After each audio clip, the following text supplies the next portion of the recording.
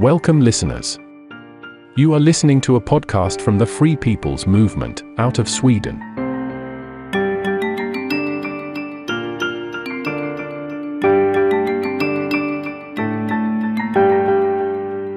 Episode 7.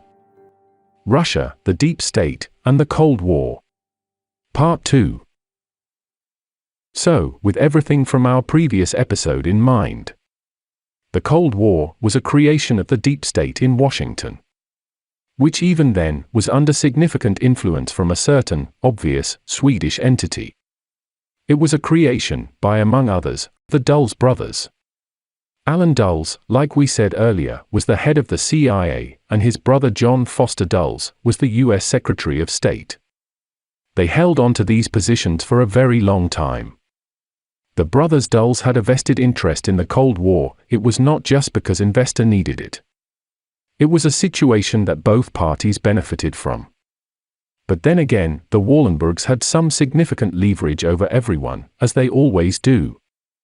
The Dulles brothers used the Cold War to protect the clients of their law firm, Sullivan and Cromwell, and not least the Wallenberg family, whom they defended against the Allies after the end of the war, in the Bosch affair.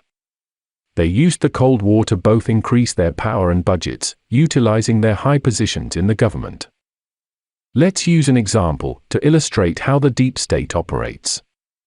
When any reformist, democratically elected governments would emerge in Latin America, the Dulles brothers would see it as a threat to the holdings of their law firm's clients in these countries.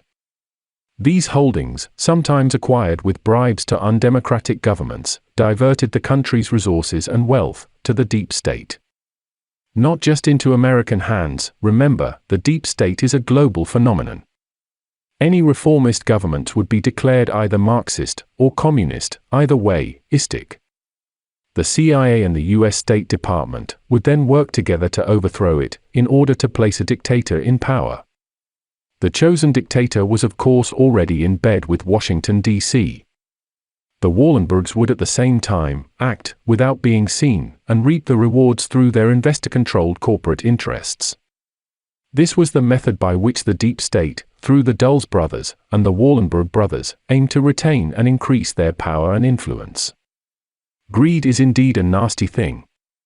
Let's just frame it so everyone can understand. They lay their hands on the mining industry through their company called Atlas Copco. They control the telecommunications and surveillance through Ericsson. They could also control the power grid through their company ABB. The deep state also takes control of the narcotics industry through the intelligence community. Any so-called drug lord or cartel has always been allowed to operate as long as they run the errands of the deep state.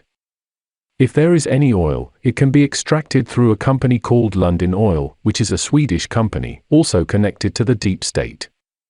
Feel free to Google the following phrase: Lundin Oil and Sudan. You can also see if you can find the connection between Lundin Oil and Swedish politician and diplomat, Carl Bildt. Maybe you will also find out if he is connected to the Clinton Foundation and George Soros. It's such a small world, after all.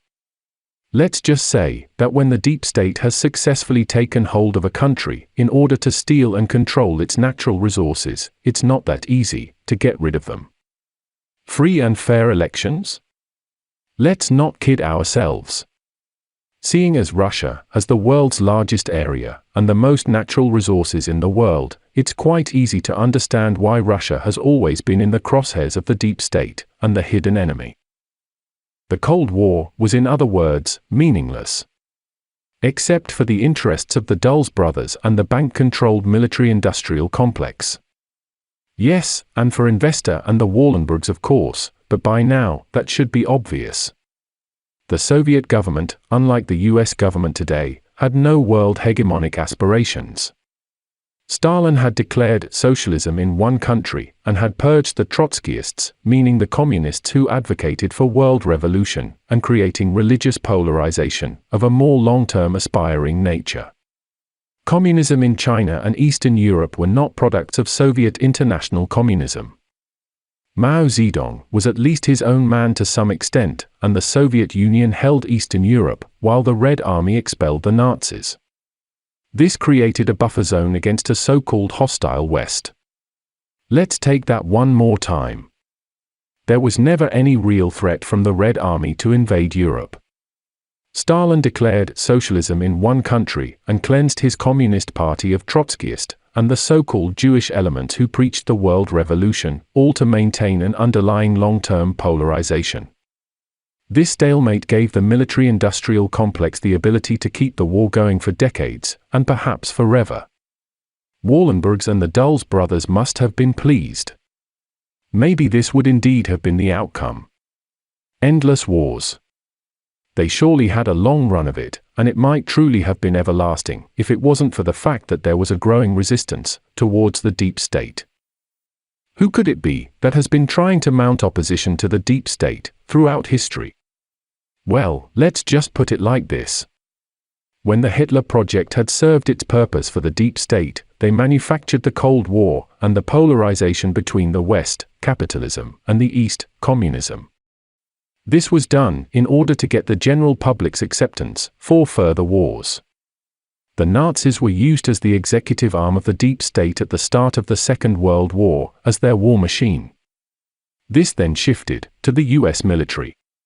It truly is a sad story that the American people have been lured into fighting the deep state's wars for so long. There are probably forces inside the US military, and have been for a long time, that are not very happy about this. We won't venture into this side of things just yet, as we have only yet begun to describe the history of the deep state. Through the media, they drum up fear in the public's mind towards a certain entity.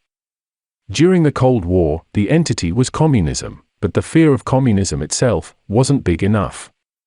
In order to kickstart the Cold War, something big was needed. Enter the atom bomb. Like we said earlier, Jacob Schiff had financed the Russian-Japanese War through a man called Tokuhoshi Korekiyo, and the Emperor, Hirohito, was nothing more than a puppet for the deep state. The Central Bank of Japan was founded after the Meiji Restoration, a revolution in 1868, which restored imperial rule under the Japanese emperor. Revolution, establishment of a central bank, and installation of a dictator. Does this type of construction seem familiar? The Japanese Emperor, Hirohito, made sure to delay the ending of the Second World War, even though his generals wanted to surrender in 1944. Let's just put it like this. No atom bomb over Hiroshima and Nagasaki. No Cold War. How many of you have ever heard of a woman called Lyasee Meitner? Or the fact that she was the real person behind nuclear fission? Her nephew, Otto Robert Frisch, designed the first theoretical mechanism for the detonation of an atomic bomb in 1940. Without Lyasee Meitner, no Manhattan Project. Where did Lyasee Meitner perform her experiments? At Superfosfat AB, in Ljungbyhed, Sweden. This factory was owned by a company called Kemonobel, which by pure coincidence, was under the control of the Wallenberg family. Nobel Industries were in fact indicted in the Nuremberg trials, but the Wallenbergs, of course, were not. Later, when the facade of communism and the fear of the nuclear war no longer could be maintained, they shifted it to religion and the war against terrorism. When the entity of the day has served its purpose, the next one is introduced. When a single entity is not enough, they even use paralleled narratives. Nazism, communism, religion, terrorism, global warming, pandemics and the climate. All these different narratives are just mechanisms of furthering or maintaining their grip on civilization. The cost for the compounded interest, stemming from the creation of money, always keeps growing, so public consumption and government spending must always increase, in order to stop the deep state system from collapsing under its own weight. We're now at the end of the deep state system, and they have been stripped of control. There is an incoming paradigm shift, whether people understand it or not. For society to evolve, we must evolve as individuals. The only way for us to evolve is to first understand reality. To even begin to understand reality, we must understand our history. Our real history. Follow us into the next episode, where we continue to shine a light on historic events and individuals that are central to our real history. Thank you for listening.